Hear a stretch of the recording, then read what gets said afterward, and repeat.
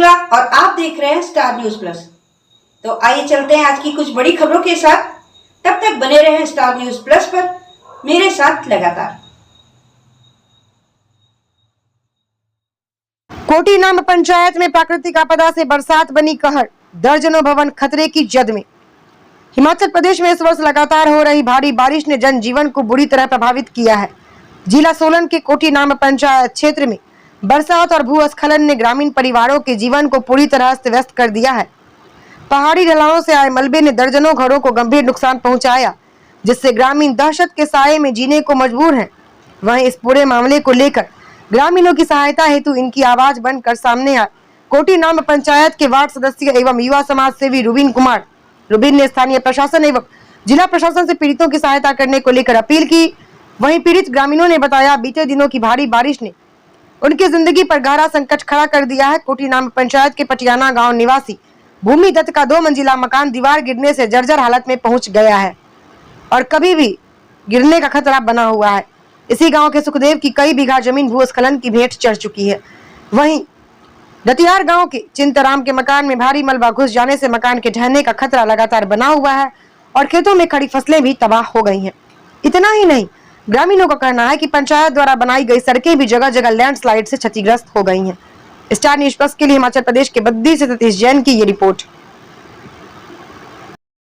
Rubin जी, इसमें अपना जो दतियार स्कूल है, गवर्नमेंट स्कूल है, पिछली बारी भी हमने देखा था, वहाँ पे दरारें पड़ गई थी, स्कूल को खतरे में था। इस बार कुछ ऐसी वो स्कूल अभी उसमें कोई प्रॉब्लम आई है, नहीं आई है? अभी बारिश से तो नहीं आई, पर उन्होंने एनएच ने इसका समाधान भी नहीं किया, क्योंकि 2 साल बीत चुके हैं उस समस्या को और उसमें दरारें आई थी, उन्होंने अभी भी कुछ नहीं किया। थोड़ा सा उसको उखाड़ के दोबारा से मेटलिंग की है।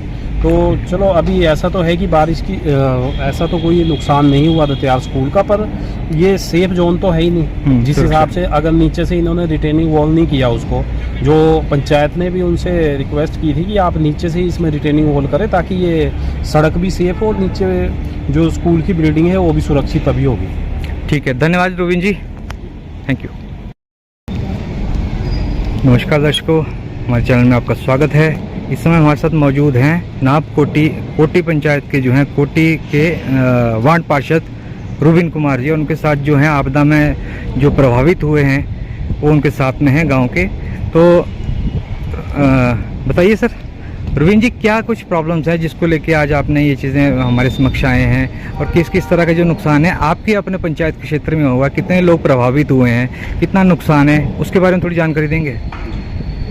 ये हमारे अभी जो भारी बारिश हो रही है, इससे हमारे एक तो मकानों में काफ़ी एक मकान क्षतिग्रस्त हुआ है, साथ में एक रसोई घर क्षतिग्रस्त हुआ है, और अभी एनएच की जो कटिंग हुई है दतियार में, उसके साथ हमारे 2 मकान और प्रभावित होने जा रहे हैं, जिसमें अभी मतलब स्लाइडिंग तो काफ़ी हो चुकी है और मकान के नज़दीक पहुंच चुकी है स्लाइडिंग ना, जो एनएच की द्वारा कटिंग की गई। तो ये इसमें हमारे सीताराम जी है और गीताराम जी, इनके मकान के दोनों तरफ से स्लाइडिंग हो चुकी है, जिससे कि उनके मकान को भी खतरा है। और अभी लगभग 10 मीटर की दूरी पे ही उनके मकान से जो स्लाइडिंग हुई है वो एरिया वहाँ तक पहुँच चुका है स्लाइडिंग होते होते।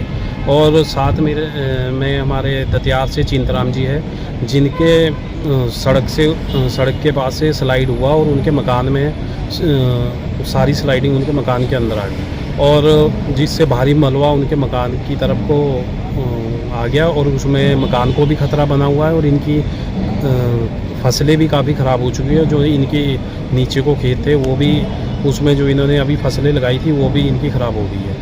और साथ ही मेरी पंचायत में ये कुराड़ गांव है, कुराड़ गांव में अभी एनएच की पुलिया जो डली है उसका पानी है, उस पानी की वजह से काफ़ी बीघा ज़मीन उनकी क्षतिग्रस्त हो चुकी है। और साथ ही जो हमारा रास्ता है उनका पैदल चलने का, जो पंचायत से हमने बनाया था, वो रास्ता ना रह के इस टाइम खड्ड का रूप ले चुका है, वहाँ नाला बन चुका है रास्ते में। तो हमारे ग्रामीणों को, जैसे उनके पशु है और स्कूल में बच्चों को आना जाना है, साथ ही ग्रामीणों को अपना रोज़गार के लिए इधर उधर जाना है, तो वो रास्ता ही बिल्कुल बंद हो चुका है और रास्ता इस समय नाले का रूप ले चुका है।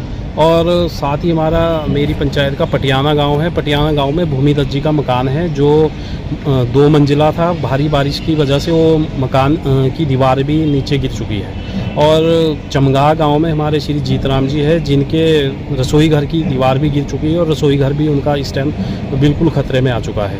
और ये एक हमारा अभी साथ ही ये हमारा कोटी बस स्टैंड है, उसके पास NH की जो नालियाँ बनी हैं उसमें वो नालियों का प्रॉपर इनका सिस्टम नहीं है, और जिसकी वजह से एक तरफ पूरा पानी भर जाता है बारिशों में। और उस बारिश का पानी है जो तुलसी राम जी है, सुंदरलाल जी है, नीचे की तरफ उनके मकानों में सीलन आ चुकी है।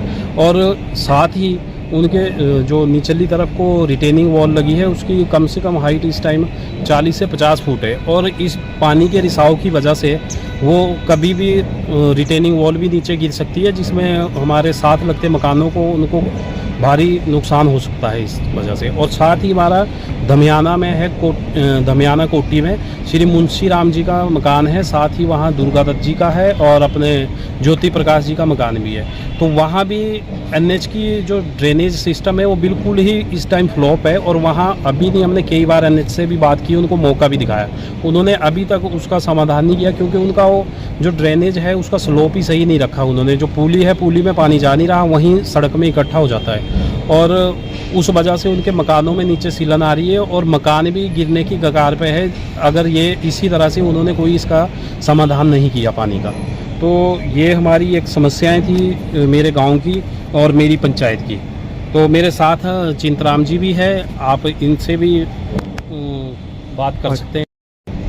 हाँ जी चिंतराम जी, क्या समस्या है, क्या प्रॉब्लम्स हुई थी, आप थोड़ा जानकारी बताएंगे? भारी बारिश कारण मेरा जो मकान को भी खतरा है, मकान को खतरा है, और भारी मेरी जो फसल जो है तबाह हो गई है।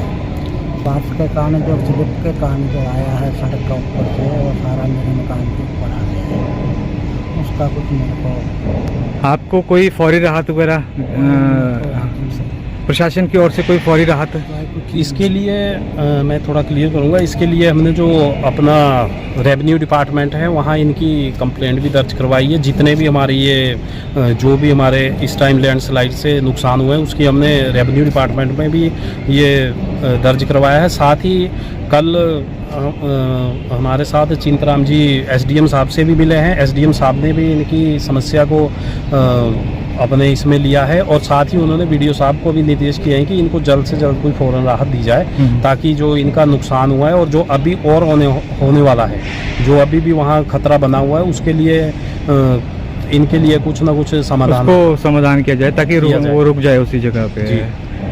रुबिन जी, कितने ऐसे जो मकान हैं अप्रॉक्सीमेट जो प्रभावित हुए हैं आपकी पंचायत की, आपके सराउंडिंग से, या NH के ऊपर जो हैं वो आप कितने मकान ऐसे हो सकते हैं, कितनी बिल्डिंग ऐसी हो सकती हैं? NH का जो हमारा एरिया है, अभी अगर हम NH पे ले तो NH पे जो इन्होंने पुलिया डाली है उसकी वजह से तो जो निचली तरफ का एरिया है हमारा, वो इस टाइम मतलब उसकी कंडीशन बहुत ही ख़राब है। NH को हमने बार बार कंप्लेंट की, उनको भी मौका दिखाया, उसके बावजूद हमारा ये ले लिया पंचायत का एरिया है कोटी से दतियाल, तो जो सड़क से नीचे की तरफ है, क्योंकि इनका पुलियों का ड्रेनेज सिस्टम सही नहीं है, और सेकेंडरी जो रोड में पानी जमा हो रहा है वो रिसाव के कारण मकानों में जा रहा है। और अगर ये लगातार 1 या 2 साल और इसमें इनका सिस्टम सही नहीं हुआ तो मकानों को ही खतरा होगा, मकान ही खिसकेंगे वहाँ से।